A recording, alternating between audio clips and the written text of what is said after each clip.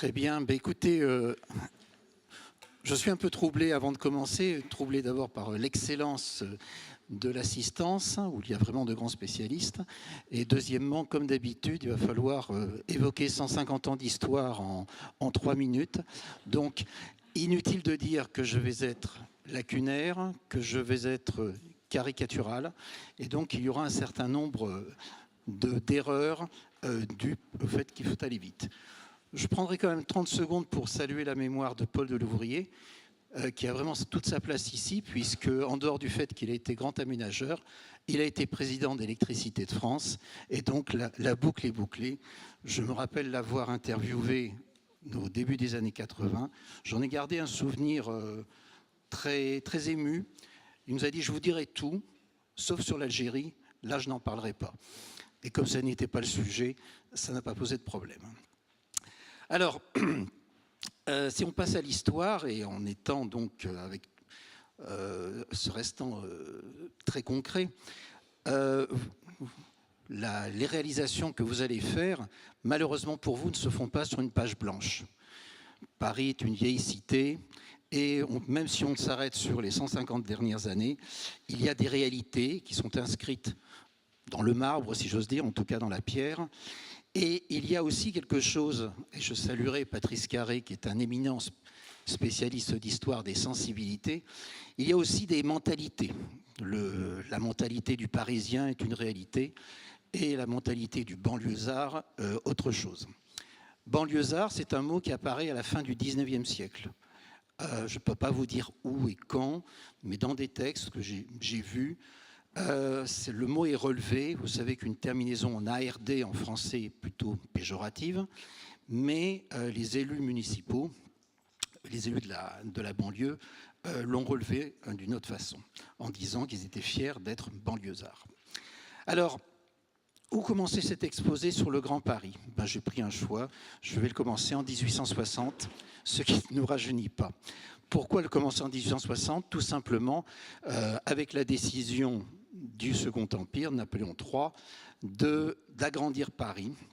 Et donc, sur ce schéma, vous verrez donc quelque chose qui est assez connu, le Paris des 12 arrondissements qui passe à un Paris des 20 arrondissements. Alors, deux réflexions. La première, c'est une façon d'agrandir Paris. Et c'est une façon qui a inquiété les banlieusards, car c'est une façon évidemment assez agressive. Il suffit de manger la banlieue et comme ça le problème du Grand Paris est vite résolu. Et comme ce sont des projets qu'on retrouve même aussi à la fin du 19e siècle, cette idée au moins de croquer la première couronne, ça a été l'une des craintes, avouées ou non avouées, entre les élus de banlieue et les élus de Paris même, cet impérialisme parisien. Deuxième remarque que j'ai déjà faite, mais je referai rapidement. Vous voyez qu'il y a des fortifications qui datent de 1840. Ces fortifications font qu'on entre dans Paris par des portes. Ce n'est pas le cas de Londres ou de Berlin. Donc Paris est une ville fermée. Et d'autre part, ces fortifications disparaissent assez tardivement. Il faut attendre l'après-Première Guerre mondiale pour décider de les enlever. On va les détruire progressivement. Il y a là une zone qui n'est pas de très bonne réputation, qui va laisser d'ailleurs un mot en français, la zone, zonée, etc. Ça nous vient de cette zone qui était au-delà des fortifications, et puis qui sera ensuite, plus ou moins selon le tracé, close par le périphérique. C'est-à-dire qu'il y a une séparation physique et sans doute une séparation psychologique, mentale, entre Paris et sa banlieue, ce qui n'est pas le cas forcément d'autres villes comme Berlin ou Londres. Rome est un cas un peu particulier. Rome est la capitale de l'Italie, ça aurait pu être Turin ou Milan. Turin aurait été un peu plus logique d'ailleurs. Bien, alors maintenant nous allons tenter d'avancer. L'extension de la banlieue, premier point, sous le Second Empire se fait essentiellement. Je vais prendre certains points dans mon exposé qui répondent au fond aux questions qui ont été posées. L'expansion de la banlieue à l'époque du Second Empire et après se fait essentiellement autour du chemin de fer. Et c'est là où on voit des liens extrêmement forts. Extension qui se fait par le chemin de fer, qui a permis la construction, par exemple, de lotissements de villégiature, comme à Maisons-Laffitte, au Rincy ou à Enghien. Ces mêmes communes qui ensuite sont devenues de nouvelles communes à la fin du XIXe siècle. De même, des lignes de chemin de fer ont permis l'extension vers Asnières ou Argenteuil, et une ligne que nous sommes quelques-uns à apprécier ici, la ligne de la Bastille, qui allait jusqu'à la Varenne. Et je vous rappelle que dans Hôtel du Nord, il y a une réplique qui est bien connue, mais Louis Jouvet, juste avant cette réplique, dit à Arletty, je t'emmène à la Varenne, c'est la campagne, donc la ligne de la Bastille, ça te changera d'atmosphère. Je ne vous dis pas la réponse, je pense que vous la connaissez tous. Donc cette période de développement de la banlieue a aussi une particularité, c'est que certes les communes autour de Paris sont gérées selon la loi, mais Paris est une exception. Paris est sous la tutelle du préfet, car Paris est une ville qui a historiquement montré qu'elle était souvent agitée et une ville révolutionnaire. La croissance de la banlieue est extrêmement forte. Elle se fait sous plusieurs formes. D'une part, des gens qui quittent Paris. L'octroi fait que l'alimentation était chère à Paris. Il y a eu une exception, c'est pour Bercy, de façon à ce que le vin ne soit pas trop cher. Sans commentaire. C'est aussi la construction de nouveaux quartiers bourgeois, et puis l'arrivée de provinciaux et l'arrivée d'une immigration étrangère dans les villes industrielles, en particulier au nord de Paris, puisqu'il y a le charbon qui arrive. Là, je pense que les diapos sont peut-être un petit peu en avance sur mon exposé, mais ça n'est pas grave, parce que là, je vois qu'on est déjà dans le plan Prost. Alors, cette urbanisation donne un certain nombre de nouvelles communes. Il y a 11 nouvelles communes qui apparaissent entre 1860 et 1929. Et en 1887, une première mairie socialiste qui est celle de Saint-Ouen, suivie de Saint-Denis, etc. Il est intéressant de voir que le premier syndicat intercommunal qui apparaît, c'est assez logique, c'est pour la gestion du gaz en banlieue, et il date de 1903. Et d'ailleurs, il y a toute une histoire, voilà, c'est tout à fait, qui a été contée récemment. Alors, il y a d'autres syndicats qui vont apparaître. Il y en a 12 entre 1903 et 1939, en particulier sous l'action du maire de Bagneux, Théodore Tissier. Les premières commissions départementales apparaissent. On est dans le cadre du département de la Seine. Le département de la Seine, à l'époque, c'est 80 communes. C'est une espèce de monstre qui recouvre 80 communes et donc une énorme population. Et ces premières commissions départementales sont sur l'épandage des eaux et les égouts, le port de Paris en 1916 et les HBM, les habitations à bon marché, disait-on à l'époque, en 1921. La première union des maires du département de la Seine date de 1909. Alors, je donc donne un certain nombre d'exemples, c'est-à-dire nous sommes dans une espèce de préhistoire du Grand Paris, avec quand même un certain nombre de préoccupations, mais quand même, d'une façon générale, l'unité de vue ou la solidarité qu'il peut y avoir entre le centre et la périphérie n'est pas quelque chose qui est complètement adopté. Je rappelle par exemple que le métro parisien, pendant longtemps, est un métro parisien et qui ne vient pas à l'idée de passer le périphérique qui n'existe pas, mais enfin en tout cas de passer la frontière de Paris. Et quand il le fera, bon, c'est quand même d'une façon assez timide, du style 1, 2, 3 stations au-delà des limites de Paris intramuros. Alors les premiers projets d'un grand Paris au niveau du département de la Seine prennent leurs racines dans tous les penseurs qui sont des penseurs plutôt chrétiens qui sont regroupés au niveau du musée social. Alors, je dirais très rapidement, on peut citer Jules Siegfried, mais également l'Union des architectes. Et il faut ajouter que Paris a regardé aussi ce qui se passait à l'étranger. Il y a des réflexions à l'étranger qui sont extrêmement riches. Et Paris a regardé plus souvent Londres que Berlin, Bien sûr, avant 1914, ça s'explique. On voit que Berlin, c'est toujours l'ennemi. Mais il faut citer que le Housing Town Planning Act date de 1909 en Grande-Bretagne et que la première cité-jardin en Grande-Bretagne apparaît avant 1914. Et là, il y a clairement une inspiration. La première commission d'extension de Paris date de 1910. Et donc, nous pouvons dire que, si je mets de côté l'exemple que j'avais pris du Second Empire, il y a voilà à peu près un siècle qu'il y a des réflexions sur le Grand Paris. Et la loi Cornudet de 1919 impose à toutes les villes de 10 000 habitants d'avoir un plan de développement à long terme.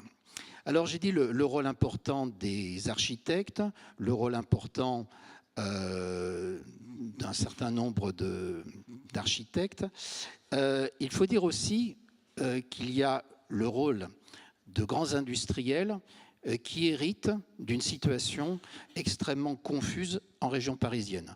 Je prendrai juste un exemple, pour ceux qui me connaissent, ça ne va pas les surprendre, sur l'électricité en région parisienne. C'était mon sujet de thèse. Donc, en 1918, il y a une pagaille noire à Paris et on confie à un grand ingénieur qui s'appelle Ernest Mercier de Lyon d'électricité de mettre un peu d'ordre, un peu ce qu'on aurait pu dire à M. Delouvrier 40 ans plus tard. Et ça va se faire à la base par une grande centrale électrique qui est à Gennevilliers. On ferme les petites centrales, on unifie et on crée un dispatching, on disait comme cela à l'époque, un dispatching régional qui en 1939 devient un dispatching national. Alors, le gouvernement Poincaré crée en 1928, sans doute ce qui est la première initiative importante, un comité supérieur de l'aménagement et de l'organisation générale de la région parisienne. Je vous fais grâce des sigles, c'est le CSAORP, il y en aura de nombreux et j'irai très vite parce que le temps court vite. Donc c'est la première fois qu'on voit vraiment la notion de région, la notion d'agglomération qui sont réunies. L'une des conclusions de ce comité, c'est qu'on a laissé la banlieue se développer dans une certaine anarchie. C'est l'époque des lotissements, avec cette expression qui est restée aussi dans le vocabulaire, des gens qui sont tombés sur un mauvais lotissement, où l'eau, l'électricité n'arrivent très mal ou n'arrivent pas, et donc on appelle des mal lotis. Donc, prise de conscience que le développement de la banlieue se fait d'une façon anarchique. Il y a des hommes à citer, un conseiller d'État, Henri Chardon, un architecte, Henri Prost, et un grand commis des chemins de fer de l'État, Raoul Dautry, qui est évidemment aussi un grand nom. C'est la place qui est devant Montparnasse pour ceux qui sont vraiment très parisiens. Alors, à partir de ces travaux, auxquels on peut ajouter les travaux d'Henri Sellier, qui est maire de Suresnes, petit à petit, la vision de l'agglomération se fait jour, avec des projets qui sont intéressants. Dès les années 30, on voit des projets de villes nouvelles, en particulier à Belle-Épine, en banlieue sud. Et un certain nombre de projets, certains sont connus, hein, le plan voisin, les projets de Le Corbusier et autres. Mais ce qui est intéressant, vous faisiez allusion à la Défense tout à l'heure, les premiers projets, le premier projet d'architecte primé sur la Défense date de 1935. Là aussi, c'est pour vous dire en tant qu'historien que s'il y a des technologies qui vont vite, le temps de la décision parfois est un petit peu moins rapide. Alors, nous en sommes là, et j'irai de plus en plus vite. Le premier plan d'aménagement de la région parisienne, le PARP, est connu sous le nom de plan Prost, l'architecte qui l'a réalisé. En allant très très vite, quelles sont les idées du plan Prost? La première idée, dédensifier le centre de Paris. Deuxième idée, contenir l'expansion urbaine dans un rayon de 35 km autour de Paris. Un Paris qui donc a une région parisienne qui a 657 communes et qui est à la fois sur le département de la Seine, hein, l'ancien département de la Seine-et-Marne, la Seine-et-Oise et même quelques communes de l'Oise. Des règles d'utilisation des sols et là je crois que Brigitte peut passer, les autoroutes. Non, on devrait y arriver. Et d'autre part, une infrastructure autoroutière dont vous avez ici un schéma infrastructure autoroutière avec un certain nombre d'autoroutes. Deux sont intéressantes, l'autoroute de l'Ouest parce qu'il y aura un début de construction, en particulier avec le tunnel de Saint-Cloud qui va servir à la Kriegsmarine à abriter ses torpilles pendant la guerre, et un projet d'autoroute à l'Est qui avait la bonne idée de traverser le bois de Vincennes et qui bien sûr a fait beaucoup réagir.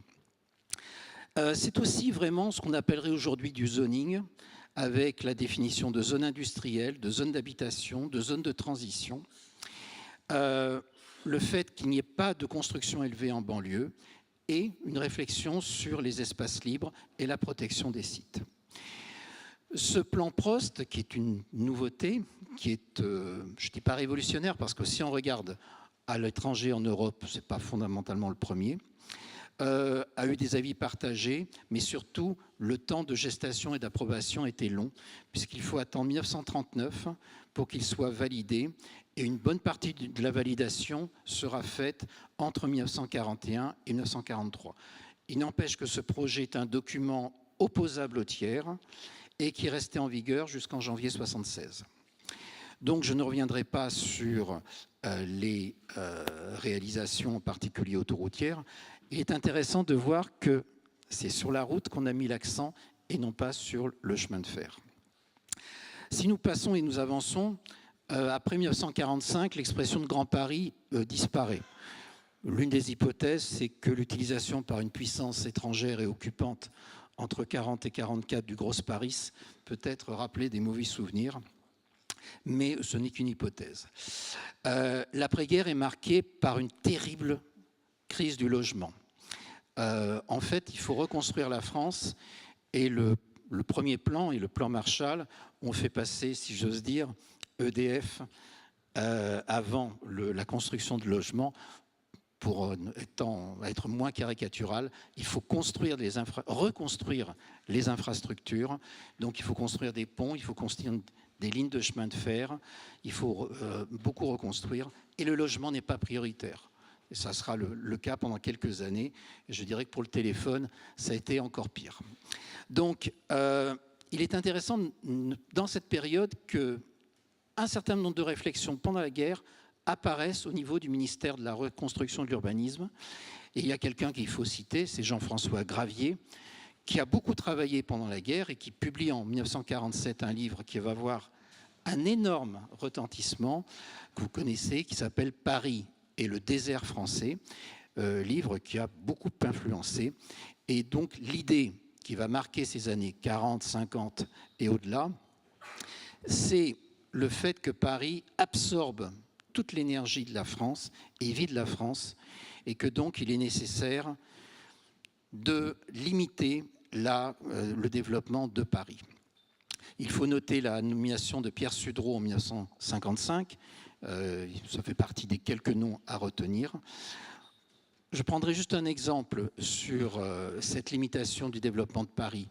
Quand on découvre le gaz de Lacq en 1951, il est exploitable à partir de 1957. Le malheureux directeur de Gaz de France qui a l'idée d'envoyer ce gaz au début des années 60 dans le nord de la région parisienne, passez-moi l'expression, il est saqué et sa carrière en prendra un coup. Donc l'idée, c'est de décentraliser vers la province, décongestionner, régénérer la banlieue. Notre éminent collègue de Paris 10, qui ne s'appelle pas Paris 10, Paris Ouest, mais je ne sais jamais très bien le nom, a fait remarquer qu'il y a aussi ces questions démographiques. La hantise, c'est d'avoir une région parisienne extraordinairement peuplée, et donc l'idée, c'est de limiter aussi la croissance démographique, de la stabiliser. Donc, on aménage, lancement de la Défense, le CNIT en 1958, et on remplit les espaces vides de la région parisienne, ce qui densifie ce qui n'est pas un accroissement, c'est une densification, mais on densifie là où il n'y a pas de transport, puisqu'on avait autrefois construit des banlieues là où il y avait des transports. Donc ça veut dire que parfois on peut être proche de Paris, mais avoir une certaine difficulté à rejoindre la ville.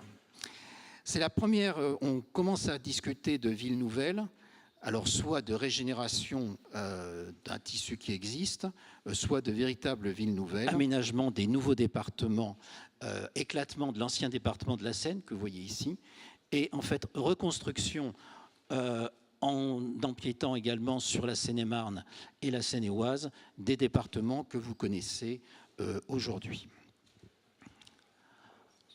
Alors, pour passer vite, je veux rassurer les organisateurs, j'ai presque fini, mais vous voyez que je caricature vraiment.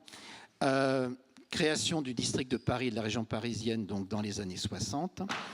Et en 1965, schéma directeur d'aménagement et d'urbanisme de la région de Paris, le SDAU. Donc vous avez ici un schéma. Là aussi, l'idée, c'est qu'il n'y ait pas une forte progression démographique de la région parisienne. L'idée de freiner l'accroissement démographique et plutôt d'organiser la croissance dans un périmètre défini.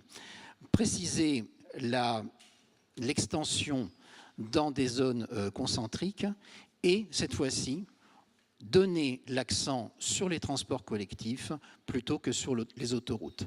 D'où, ça a été évoqué tout à l'heure, le réseau express régional. Je me rappelle de l'interview de M. Delouvrier. L'idée, c'était Nation Châtelet, et il avait insisté pour qu'il y ait une station à Gare de Lyon, pour qu'il y ait une interconnexion avec le rail. Donc, et puis création des villes nouvelles. Si on prend ce schéma comment dire, simplificateur du schéma de 1965, création de villes nouvelles, vous les avez en bleu, zones de peuplement, mais également on voit bien les zones d'espaces forestiers qui sont bien délimitées. D'où des changements de sensibilité. Les années 70 rejettent complètement ce qui avait été le rattrapage des années 60, c'est-à-dire les grands ensembles. Sarcelles, qui avait été un progrès, qui avait été un modèle, devient une espèce d'anti-modèle. Développement donc d'associations de défense des citoyens, mobilisation contre les grands ensembles, circulaire Guichard de 73, contre les autoroutes, contre la destruction des paysages, défense de la vallée de Chevreuse. Et en 1974, le président Valéry Giscard d'Estaing arrête les autoroutes urbaines. Donc on en arrive au schéma suivant, celui d'abord de 76, qui souhaite un développement avec des objectifs plus raisonnables, où le cadre de vie est mis en avant, la protection de l'aménagement rural et des sites, et l'organisation des transports. C'est la période de création de la région. La région Île-de-France devient collectivité territoriale en 1982 et l'État dispose de compétences propres, en particulier sur les transports. Et pour mémoire, en 1975, Paris revient, j'ai presque terminé, Paris revient à la norme avec un maire. Alors, il n'empêche que les problèmes qui apparaissent de plus en plus sont des problèmes de déplacement, d'embouteillage et la mauvaise connexion entre les emplois et les activités. La crise sociale, le premier plan banlieue date de 1977, celui de Jacques Barrot, il sera suivi de bien d'autres. Et je terminerai donc par le dernier... Oh, pardon. Alors, qu'est-ce que j'ai fait? Là, j'ai dû éteindre. Voilà. Le dernier schéma, alors quand je dis le dernier de mon exposé, bien entendu, le dernier schéma directeur régional d'Île-de-France de 1994, qui a pris le compte que la décentralisation était une réalité, qu'un projet de Paris, enfin une crainte d'un Paris de 14, 15, 16 millions d'habitants n'était plus à craindre. Donc une politique d'aménagement du bassin parisien, également en relation avec d'autres régions d'Europe, donc un élargissement des problématiques, la notion de croissance raisonnable et soutenable, la sauvegarde de l'environnement dans une organisation polycentrique. Et sur ces schémas, on voit bien que la préservation des zones vertes est importante. Alors, que dire en conclusion de cet exposé qui a été extrêmement rapide, mais en 10 minutes ou un quart d'heure, 150 ans d'histoire, vous ferez le rapport, ça fait 1 minute tous les 15 ans. C'est difficile de faire pire. Alors, on voit d'abord que les préoccupations du Grand Paris datent à peu près d'1 siècle. Ce qui peut paraître très long à votre échelle, pas si long à l'échelle d'un historien. Deuxièmement, tout cela a été rendu possible par une évolution d'une connaissance plus fine des statistiques, de la cartographie, j'en parle à peine. Mais que chacun de ces projets est en symbiose avec les sensibilités de son époque.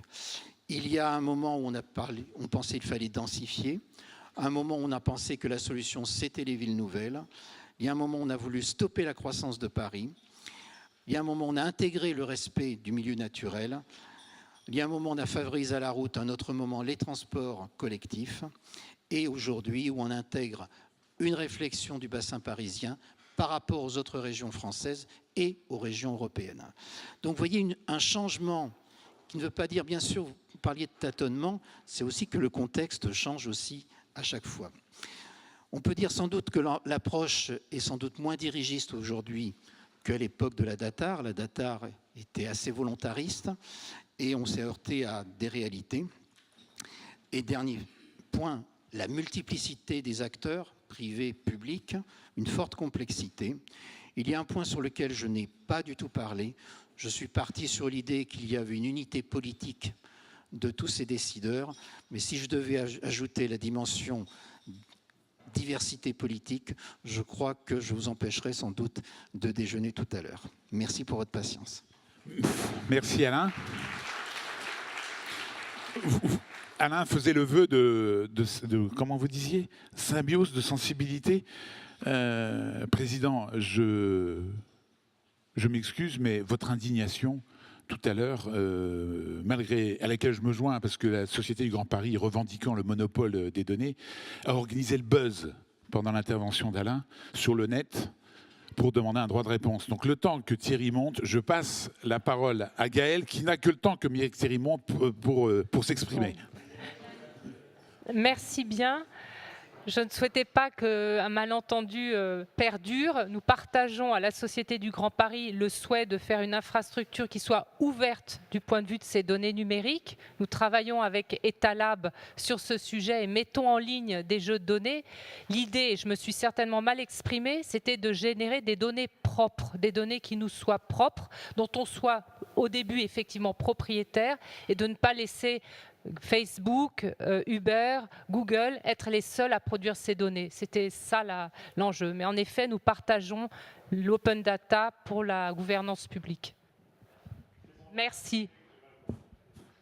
Non, c'est pas ce que je voulais dire non plus. En tout cas, merci pour ce petit commentaire.